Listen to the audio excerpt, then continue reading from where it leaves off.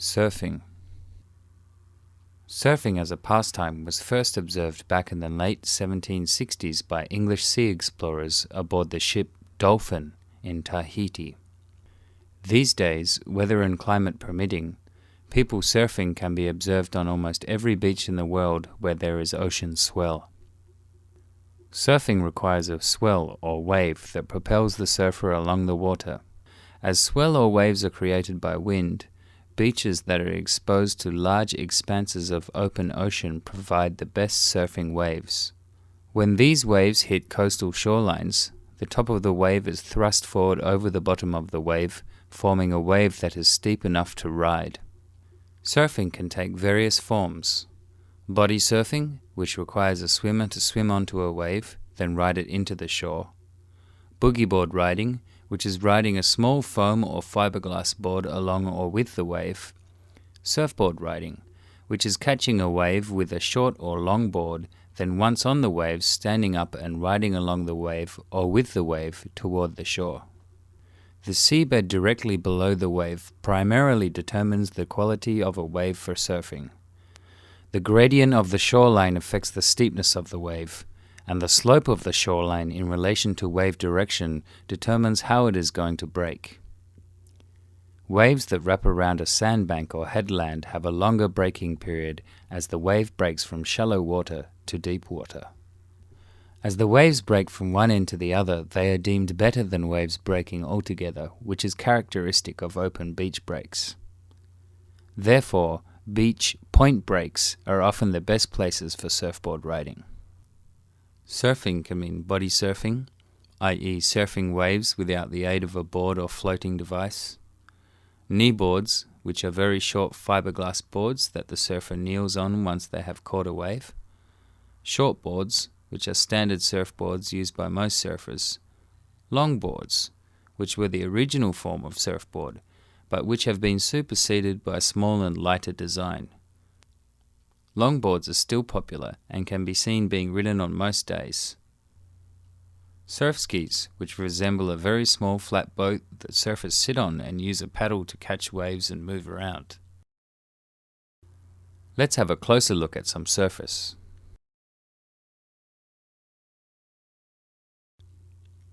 Here, the swell hits the rocky point and waves peel over from left to right. Surfers wishing to catch the waves must congregate close to the rocks where the waves begin to break and is steep enough to catch. Points like this can very quickly become very crowded and competition for waves is intense. Waves breaking in front of the point are not of sufficient quality for surfers to try and catch, and the danger of being washed up onto the rocks is also discouraging. This picture shows a typical beach break. As the swell hits the beach, waves break in a variety of ways depending on the seabed, which is constantly changing. A build-up of sand called a sandbar can occur in any location, so we can see an inconsistency in the waves breaking. Some are breaking altogether at one time. Some are breaking from right to left and others are breaking from left to right. Although waves on an open beach break are less consistent and more erratic than waves breaking around a point, they are generally bigger than point breaks, which reduce in size when they hit the point and stretch out, called diffraction. This shot at Snapper Rocks on Australia's Gold Coast shows an ideal beach break for surfing and is in fact used as one of the venues for the current World Surfing Championship. Waves, having travelled considerable distances over the Pacific Ocean, first hit the point in the top right hand of the picture. Then they break left towards the left of the screen. This break, where the waves break from left to right when you're surfing the wave, is known as a right-hand break. That is, after a surfer catches the wave, he travels along the wave from left to right. As you can see from the waves in the picture, surfers have the opportunity to ride along the waves for a considerable distance. The popularity of this type of break is its consistency. Waves, for the most part, will always break from left to right as they hit the point. Another factor that determines the quality of the surf for surfing is the wind.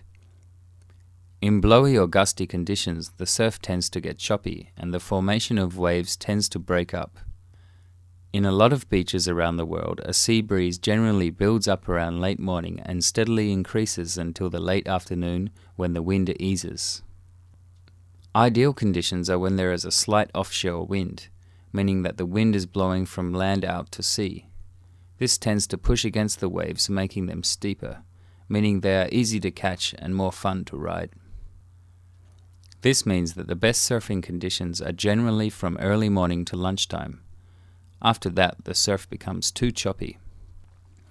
This shot in the early morning of Snapper Rocks shows glassy and almost perfect surfing conditions, with waves breaking consistently. Surfers are spread out over a wide area, indicating that quality waves can be caught in a wide area. Surfing, along with many other sports and pastimes, is not without dangers. Here, a boat is checking shark nets, which have been laid by the local council to protect people, bathers and surfers alike, from shark attack. It is also highly recommended you should not go out into the surf unless you can cope with the conditions without the aid of your surfboard or float device. Big swells are particularly dangerous for surfers with little experience.